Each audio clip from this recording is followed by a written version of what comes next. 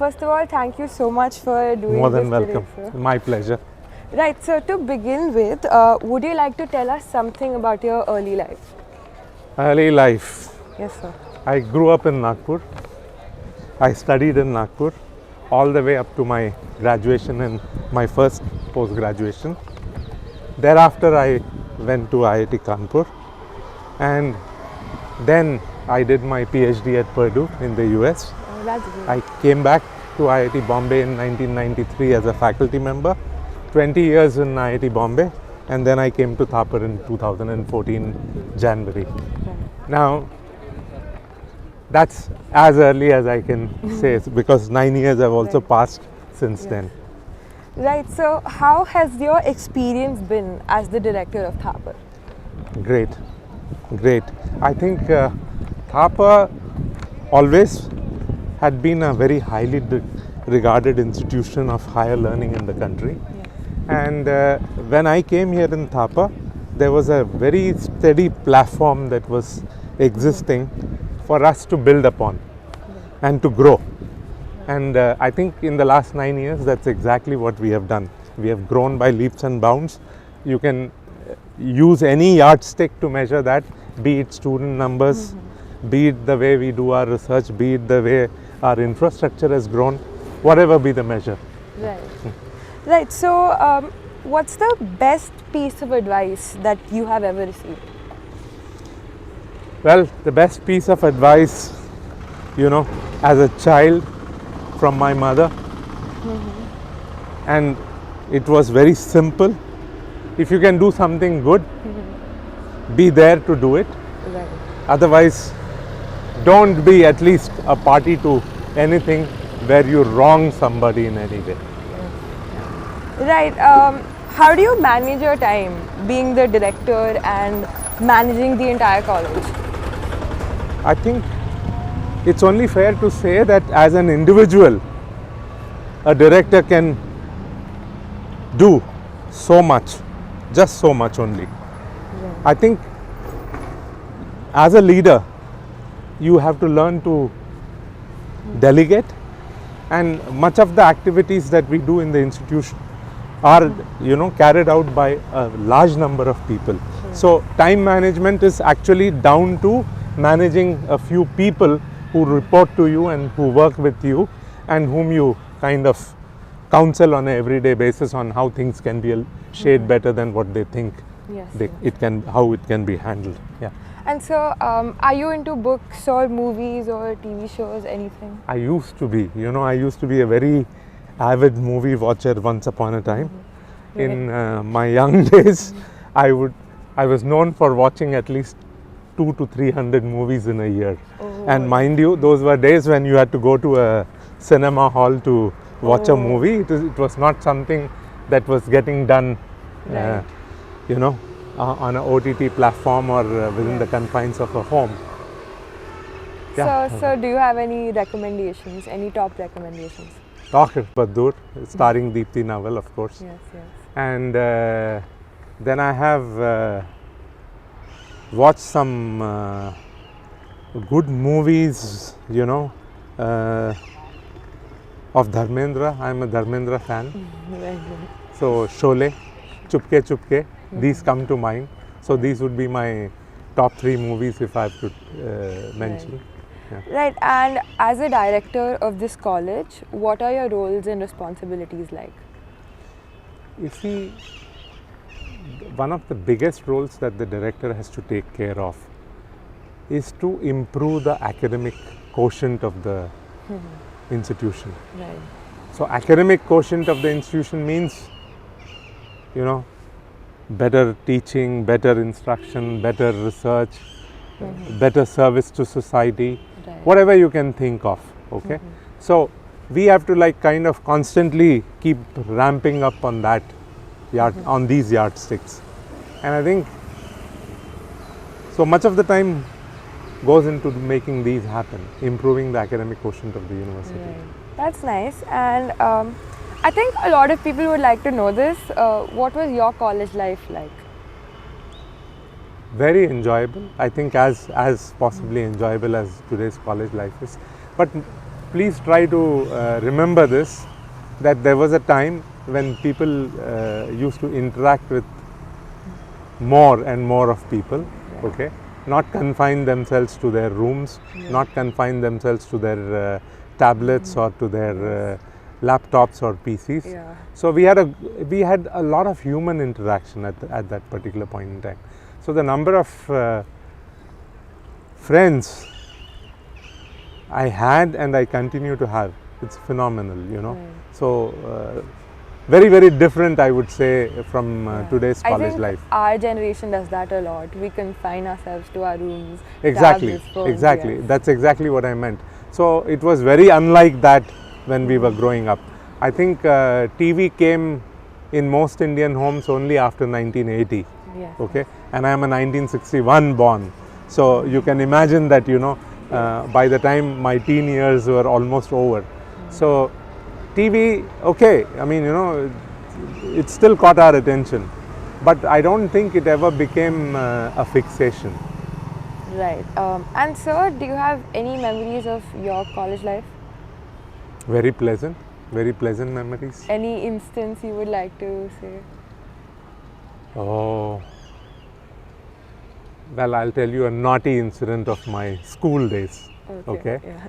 So in my school days, what used to happen is, this physical education class used to be the last hour of the school, and our school used to start at 9 o'clock and end at around 4:20. So between 3:30 and 4:20, which is 50 minutes, we would be doing these PT exercises, you know. Right. So by the time we were in the 10th grade, and our school did not have the 11th and the 12th grade, we were the senior most students. This is a school which had vast grounds. There was first a hockey ground, and then there was a soccer ground, and thereafter a cricket field, and then beyond that were the railway tracks. Right. Okay, so when we would assemble on these hockey grounds for the PT, we realized that, you know, we had done this all our life and we were fed up with it. So on day one, a few of us simply picked our bags, because that was the last period. So we simply picked our bags, went to the ground, and while people were still assembling, we crossed those grounds, crossed the tracks and ran away. Okay. Day two, the same thing happened. Day three, I think out of the 1300 people who would assemble on the ground for this PT, almost 200-300 escaped. And what we also noticed was, on the first floor of the school, where the school bell was, I think the principal was watching this happen, that people were running away. Okay, so I still recall the next day he said, I don't want to do anything to the students of any other grade. I only want the 10th grade students in my office. And here we were, about 25-30 of us, standing in his office. Okay, and he was howling at us, and he said, I'm striking out your names from the school unless you come back with your parent. You will not be even admitted. Don't even go to your classroom, just get lost. So we tried to persuade him, nothing would work. He stood his ground, and we had to go home. Now, my parents, being the kind of people that they were, very simple, you know, they didn't expect that a son would have done something of this kind. So I did tell my father, and my father said, look, I'm not going to come. You have to learn to handle this yourself. Right. And a day went by, a second day went by, and out of the 15-20 students who were being punished, hilarious as it may sound, some of the kids went to a neighboring locality, found whichever gentleman was on the road, made them to pretend as a parent, give an undertaking that this would not happen, and they were back in school. Right. So there were two of us. My name in the school used to be not Prakash Gopalan, but G. Prakash. And there was a friend of mine by the name of G.A. Krishna. So his father also used to work in the railways. Right. So his father agreed to come to the school. Right. So I persuaded that gentleman. uncle, please write my son G.A. Krishna and my nephew G. Prakash did so and so things, and therefore they may be excused or whatever. So I escaped without my father having to intervene. But at least, you know, we stayed on the path of truth. He only wrote nephew and did not mention anything else. But that lesson was something that was life changing. I mean, I don't think I ever ventured into that kind of a zone ever after. Yeah. What's your vision for Thapar? I would like Thapar to be in the top 10 institutions of the country. Okay, all the IITs and everybody included. We are now in the 20s, and we keep swinging between this year's rank, which is 28, and the highest rank we have got is 21, if I'm not wrong. Okay. There are 2-3 things that have to change for Thapar to get into that top 10 or even the top 15. One of them is how good we are is only possibly known to the people north of Delhi. Okay, south of Delhi, I think there is not much awareness, and I'll give you an example. We went for an academia industry interaction in Chennai. Then that was like 5 years ago. There was a lady from Narolac Paints who was representing her company, and we wanted to talk to them on how we can like kind of make more people get recruited by Narolac Paints. She heard my presentation, which was just 15 minutes about the institution. At the end of it, she said, "Where have you guys been? We don't know that such a good institute exists somewhere out there, you know." And we had to like kind of go out of the way to make somebody like who's working for Narolac Paints aware of our existence. So that's a real challenge. So the perception element is missing. Okay, and I think we, even in the NIRF scores, if you see, our perception scores are low. So perception has to improve. The other thing that has to improve is, you know, the number of teachers in the classroom. Our faculty student ratios are not good. The faculty to student ratio has to be as high as possible. Right. Okay, something in the region of 1:15 is ideal. That's what the regulators recommend. But being the kind of an institution that we are and our costs involved, I think even if we are 1:20, we should consider ourselves lucky. Right. So those numbers need to get bumped up, and particularly in the computer science and engineering program, where we are woefully short of faculty. And if we don't get a good faculty, we don't hire.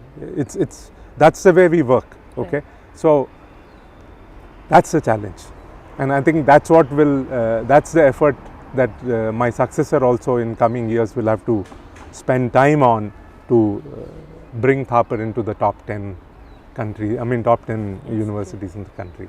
Right. Favorite spot on campus? The very place where we are standing, it's just this lawns right admin across block from my office. Very expansive lawns. So, you know, it's just the time when these flowers are beginning to bloom.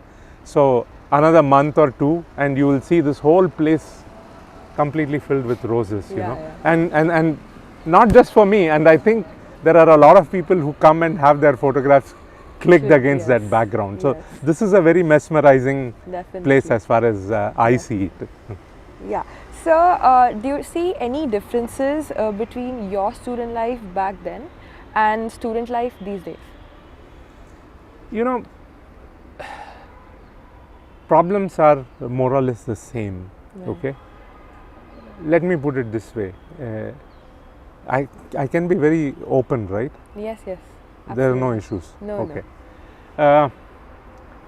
In my days, if you went to a counseling cell or the counselor in the campus, you will come to know that there are girls or boys who are there because they have been rejected by their respective boyfriend or girlfriend. So those kinds of problems used to be there. Today it's something different. We have boys complaining about boys, we have girls complaining about girls. So it's gone into that other domain, you know. Likewise, I think when we were growing up, alcohol was an issue. Of course, when I see Thapar, alcohol issues do come up in the Dean of Students domain, and there are a lot many cases. But then being in the state that we are, okay, I don't say that it's too much of an issue, but we have to be extra careful about drug addiction, peddling and things of that kind. Those are very serious issues, I would say, very particular to Thapar and to institutions in this region. Okay, they are a problem in very good institutions also. Okay, but at a level where it can be tackled, and I think the key issue is in tackling. So back to your original question, I think the problems have changed. There were problems then, Right. involving different things. There are problems today of a different kind. Yeah. Right, and lastly, do you have any advice for students who want to make it big in life? See, there are no shortcuts. Right, there are no Okay. shortcuts. The best way to solve a problem is to take it head on Right. and solve it. If you think that this can be done in this manner, networking will help and so on and so forth, they will, but to a limited extent. If you really want to strike big, I think you have to dream big, you have to ideate big, and you have to work for it.